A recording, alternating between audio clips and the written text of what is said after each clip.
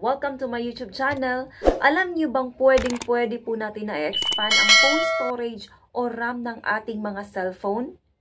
Yes po, kapag po mababa ang phone storage o RAM ng ating mga cellphone, ay mabilis po na mapuno ang ating mga phone storage gaya na lamang po sa gallery. At ito marahil ang dahilan kung bakit bumabagal o naghahang ang ating mga cellphone. Kaya kung gusto nyong malaman kung paano, sundan nyo lang po ang video na ito.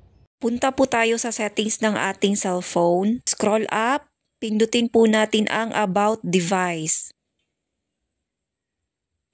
Pindutin po natin ang RAM. Pindutin po natin ang RAM expansion.